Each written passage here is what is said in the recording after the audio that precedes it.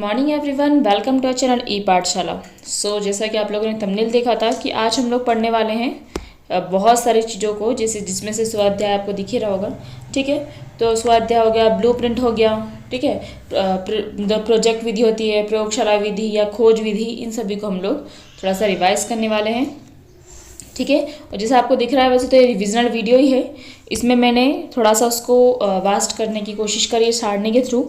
ठीक है, इसमें आपको यहाँ पे हम लोग पहले विधि पढ़ेंगे, फिर विवरण पढ़ेंगे, उसका उदाहरण देखेंगे, उसके लाभ क्या है, क्या क्या चुनौतियाँ हो सकती है, उसकी उपयोगिता क्या है। ठीक है, क्योंकि अभी मैंने क्वेश्चंस देखे हैं जो प्रीवियस ईयर क्वेश्चन हो गए हैं या फिर जो भी आपका है। ठीक है, तो भैया इसमें से आपको कुछ भी उठ के आ जाए, ये कॉमन है। ठीक है, ये जो आपको मैंने बताया है ब्लूप्रिंट वगैरह, ये सभी में कॉमन है। आप हिस्ट्री पेडागोजी उठा लो, commerce pedagogy, maths pedagogy, physics pedagogy, यहाँ से वहाँ तक सभी में ये सब कॉमन है। ठीक है, तो इसलिए मैंने ये उठा लिया है ताकि आपके सभी के काम आ जाए। ठीक है, क्योंकि शायद ही पॉसिबल हो पाएगा कि मैं प्रत्येक की वीडियो इतनी जल्दी जल्दी बना पाऊँ। ठीक है, स्टार्ट करते हैं। स्वाध्याय सामग्री। ठीक है, स्वाध्याय तो as the name suggest self learning मतलब खुद से जो पढ़ते हैं। ठीक है, तो उसका स्वाध्याय सामग्री क्या होती है? स्वाध्याय सामग्री वे शिक्षण सामग्री होती है जिन्हें छात्र स्वयं पढ़ सकते हैं बिना शिक्षक के प्रत्यक्ष मार्गदर्शन के। ठीक है, या फिर किसी शिक्षक की अनुपस्थिति में क्या कर सकते हैं? सेल्फ लर्निंग कर सकते हैं। क्लियर है? उदाहरण के लिए जैसे एक पाठ्य पुस्तक का अध्ययन हो ना, या पत्रिका जिसमें प्रश्नोत्तर अभ्यास दिए हो, समस्याएं शामिल हो, तो इसको छात्र क्या कर सकता है? खुद से पढ़ सकता है। क्लियर है?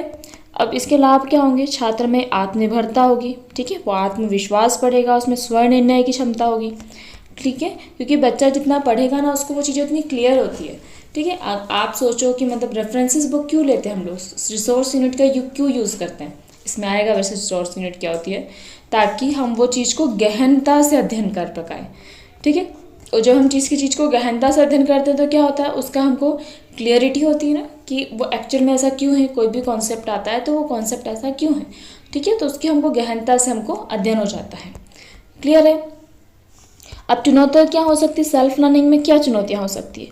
पहली तो ये कि भैया जो सामग्री की कठिनाई स्तर है ना, ऐसा नहीं है कि आप स्वाध्याय सामग्री बच्चे को कुछ भी उठा के पढ़ने को दे दो।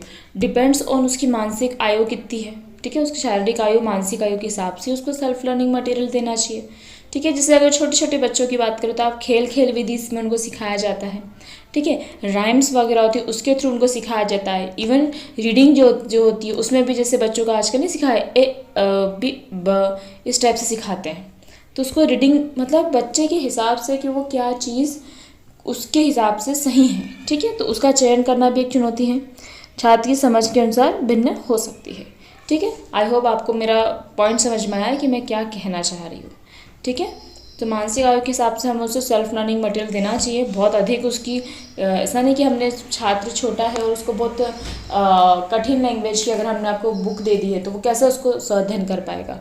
ठीक है, जैसे मैं आपको एक और एग्जांपल दे दूँ, अभी जो 4th सेम की एग्ज़ाम हुई थी ना, उसमें जो 20 की भाषा थी, 2020 जो क्या है ना, उसकी जो भाषा थी वो बहुत ही टफ भाषा थी। काफ़ी बच्चों को अगर आप ऐसी एज इट इज़ उतार के दे दोगे तो कैसे समझ में आएगा भैया? कुछ उदाहरण से समझाओ, कुछ तो बताओ एक्स्ट्रा। ठीक है, तो वो थोड़ा सा स्वाध्ययन में उसमें चुनौती आती है।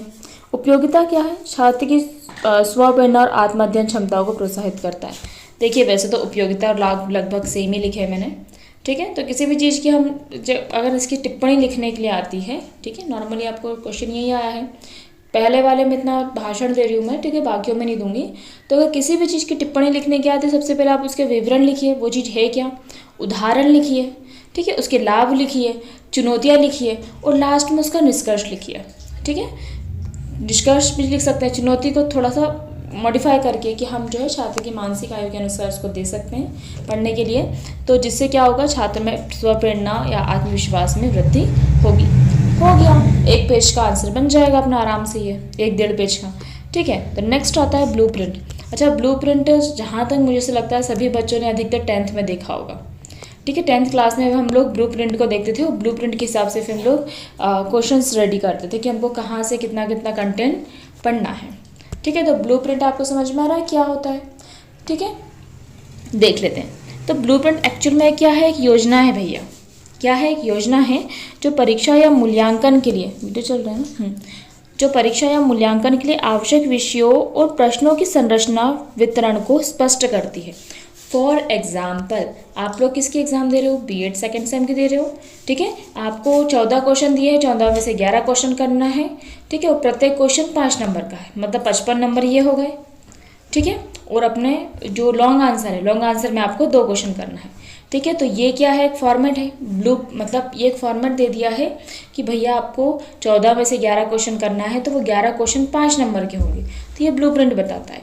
अब वो 14 क्वेश्चन में भी आपको ऐसा है ब्लूप्रिंट में आपके कि प्रत्येक यूनिट से आपको उठाने पड़ेंगे प्रश्न, ठीक है। खैर बीएड में तो मैंने ब्लूप्रिंट अपना देखा नहीं ध्यान से कि किस यूनिट से कितने क्वेश्चन उठाते हैं, बट सामान्य रूप से 4 यूनिट से बराबर के प्रश्न उठाए जाते हैं, ठीक है। बाकी 10th हो गया, 12th हो गया, इनके ब्लूप्रिंट आप देखिए, स्पष्ट लिखा होता है कि फर्स्ट यूनिट है तो फर्स्ट यूनिट से जो ऑब्जेक्टिव है उसके 2 क्वेश्चन आएंगे, ठीक है। शॉर्ट है तो शॉर्ट के 2 क्वेश्चन आएंगे, और लॉन्ग का किसी किसी में एक भी नहीं आता, किसी किसी में एक आएगा, ठीक है। तो हमको फिर उस हिसाब से रेडी कर लेते हैं। अगर बोलें भैया लॉन्ग में से एक भी नहीं आएगा, तो हम उस हिसाब से रेडी ही नहीं करें, ठीक है। तो इस प्रकार से ब्लूप्रिंट होता है, वो एक योजना होती है कि कैसे क्या प्रश्न आएंगे, ठीक है। तो आपको इतना समझ में आ गया होगा। देन मैं आपको इसलिए ऐसा पढ़ा रही हूँ भैया, ताकि आपको लिखना कैसे है, ठीक है। आपकी भाषा भी इससे सुधरेगी ना, आपको कैसा लिखना है, ठीक है। जैसे उदाहरण के लिए एक परीक्षा के लिए ब्लूप्रिंट जिसमें विभिन्न विषयों के प्रश्नों का वितरण प्रतिशत के रूप में दर्शाया गया है, ठीक है। नॉर्मली प्रतिशत के रूप में तो नहीं दे सकता है, नॉर्मली अंकों के रूप में रहता है कि इस यूनिट से इतने प्रश्न आएंगे, या ठीक है, वगैरह वगैरह।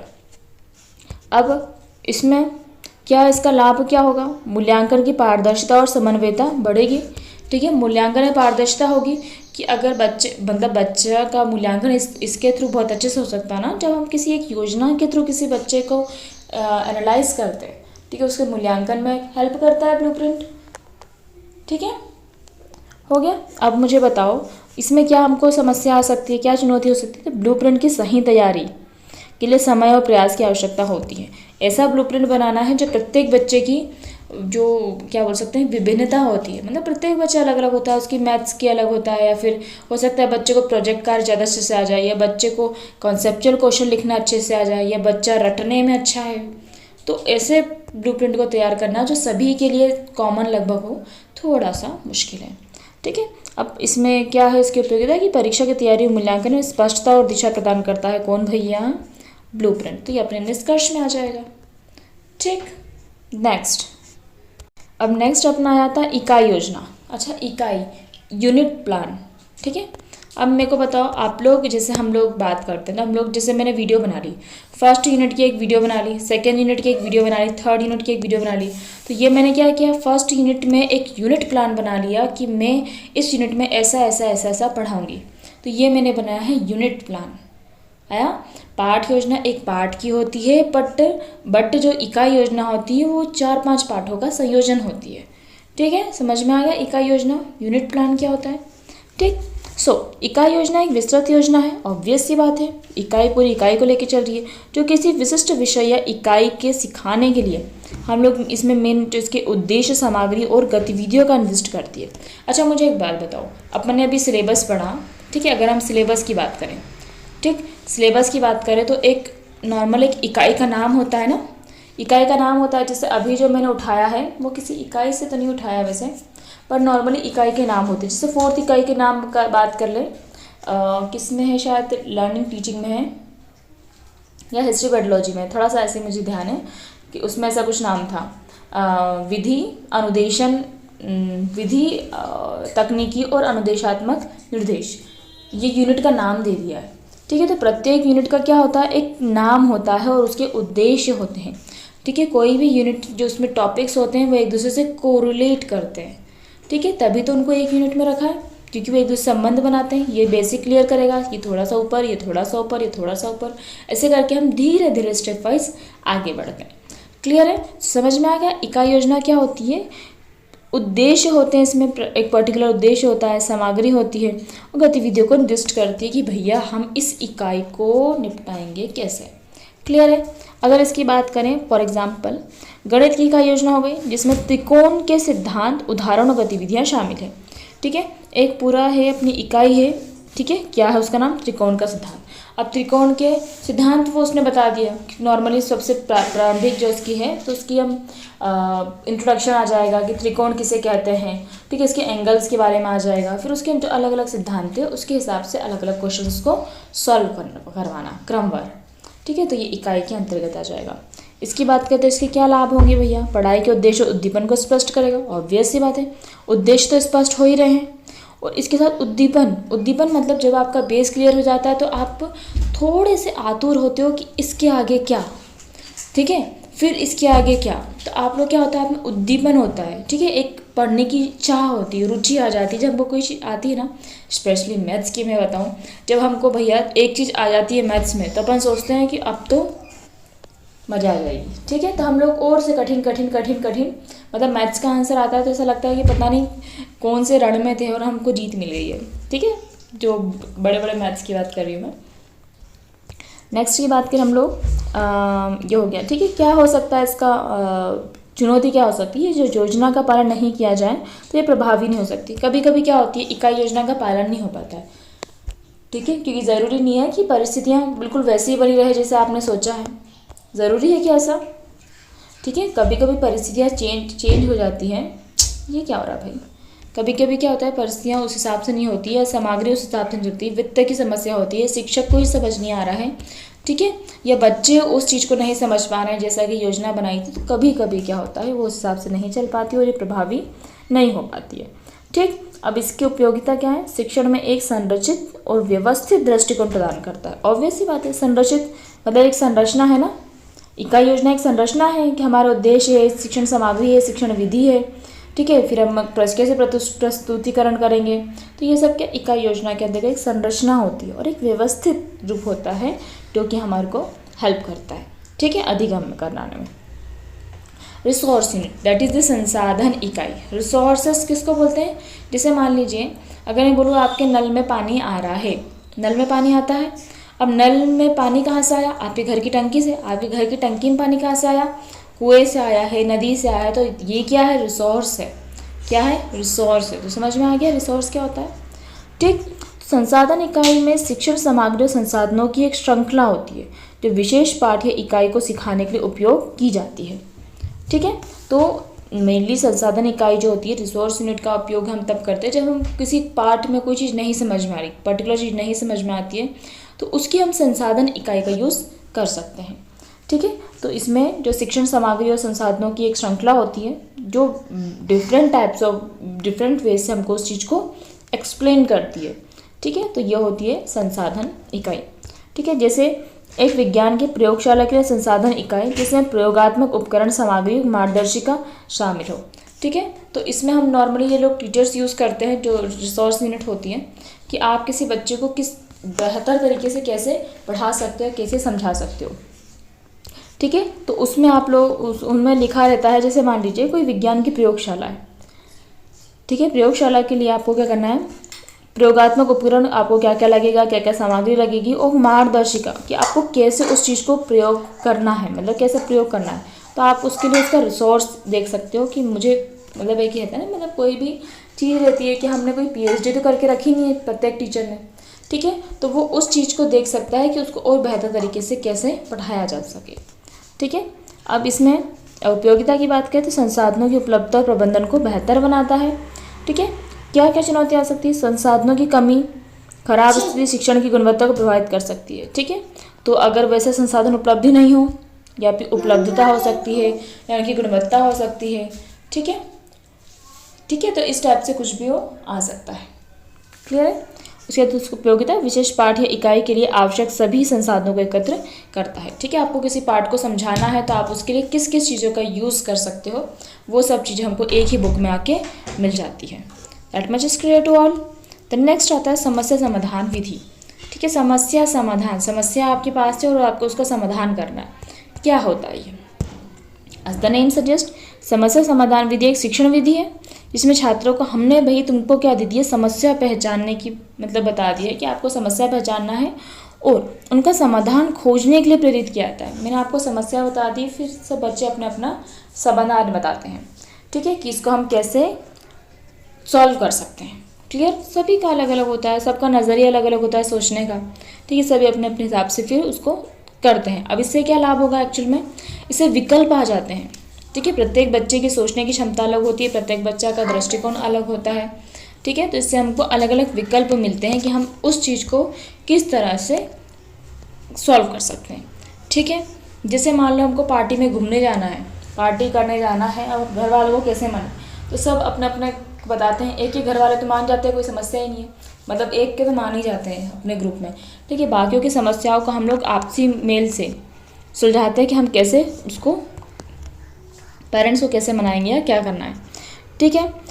फॉर एग्जाम्पल गणित में समस्याओं का समाधान के लिए केस स्टडी का उपयोग करना, जैसे कोई समस्या जिसमें कई समाधान विकल्प हो, ठीक है, तो ये तो थोड़ा सा बेकार मैंने ले लिया है। कोई सी भी समस्या समाधान कर लो, वैसे आप इन्वायरमेंट में कर लो, इन्वायरमेंट में जैसे आप बच्चों को कहीं पे घुमाने ले गए हो, आपने नदी को दिखाया, कोई भी नदी वगैरह हो गई, कोई स्रोत हो गया कि वहाँ पे गंदगी है, ठीक है, वहाँ पे आपको मच्छर दिख रहे हैं, समस्या है, तो आप कैसे उसका समाधान करोगे, तो बच्चे उस चीज़ को देखते हैं तो फिर सोचते हैं, ठीक, कि हम इसके लिए क्या उपयोग कर सकते हैं। क्लियर है? फिर इसकी उपयोगिता की बात करें, इससे क्या होगा, इससे क्या होगा, छात्रों की समस्या सुलझाने की क्षमताओं को विकसित करता है।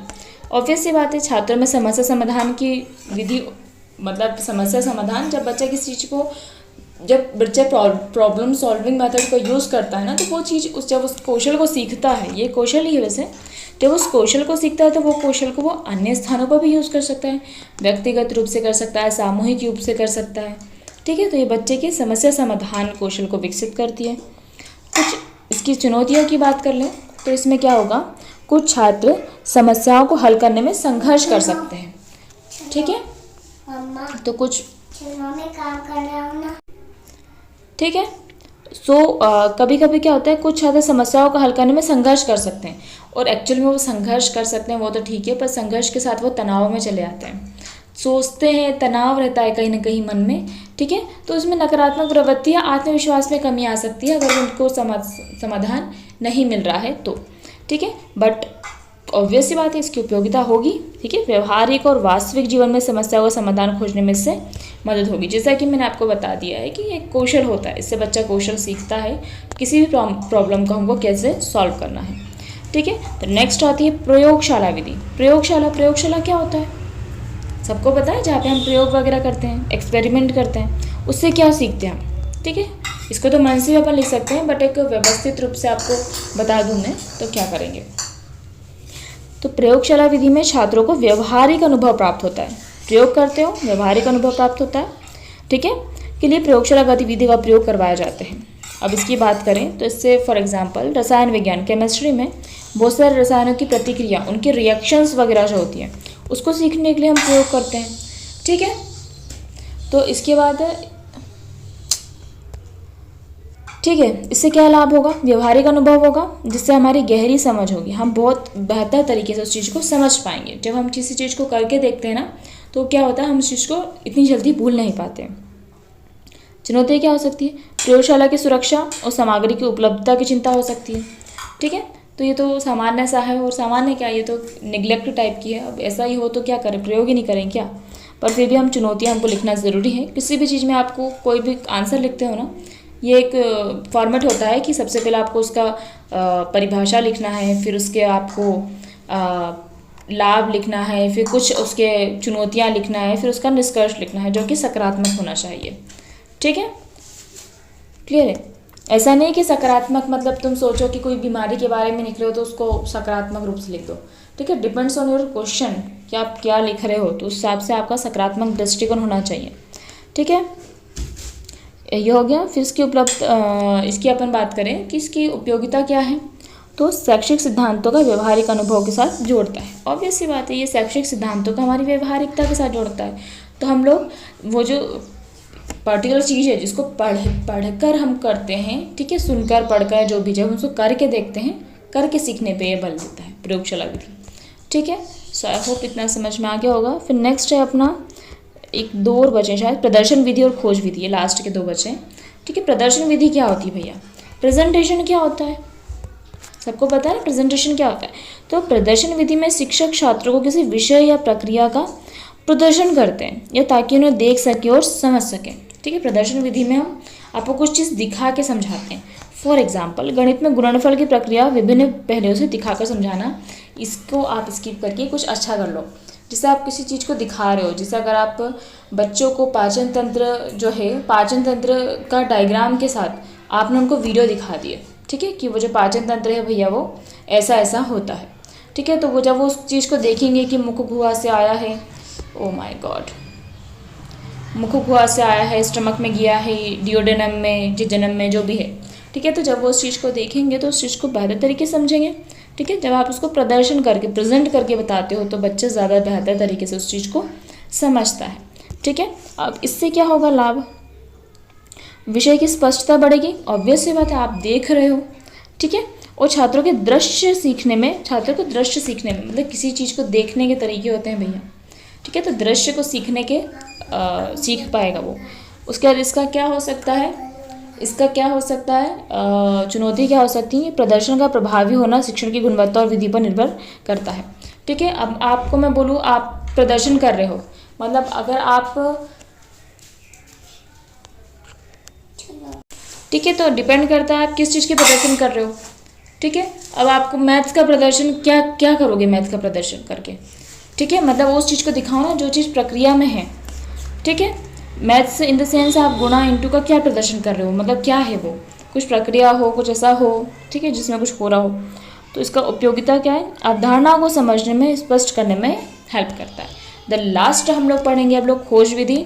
ठीक है, खोज विधि क्या होती है, खोज करते हैं हम लोग किस चीज़ का, पता करते हैं। जैसे खोज विधि में छात्रों को स्वयं विभिन्न संसाधनों का उपयोग करके जानकारी खोजने, वो समस्या समाधान, हमने उनको समस्या बता दी है पर यहाँ पे वो खोजते हैं। ठीक है, खोजते हैं और उसके बाद समस्या देखते हैं, समस्याओं का समाधान निकालने के लिए प्रेरित करते हैं। फॉर एग्जांपल, विज्ञान की परियोजना के लिए इंटरनेट और पुस्तकालय का उपयोग करके उस पर विभिन्न शोध करना। ठीक है, जैसे अगर मैं आपको दे दूँ कोई प्रैक्टिकल असाइनमेंट दे दिए मैंने आपको, या आपको प्रैक्टिकल दे दिए, क्वेश्चंस दे दिए आपको उनको देख करना है, तो आप क्या करोगे, क्वेश्चंस को गूगल सर्च करोगे। तो आप खोज विधि यूज़ कर रहे हो ना, तो आप खोज रहे हो, आप बुक्स देख सकते हो, आप इंटरनेट का यूज़ कर सकते हो, आप खोजबीन करके उस चीज़ को सॉल्व करते हो या उसका आंसर ढूंढते हो। ठीक है, अब इससे क्या होगा, आत्मनिर्भरता और शोध क्षमताओं को प्रोत्साहित करेगा ये, क्यों नहीं करेगा। आपकी शोध क्षमताएं प्रोत्साहित होंगी, जब आपकी शोध क्षमताएं प्रोत्साहित हो जाएंगी तो आपके व्यवहारिक जीवन में भी वो चीज़ें आएंगी।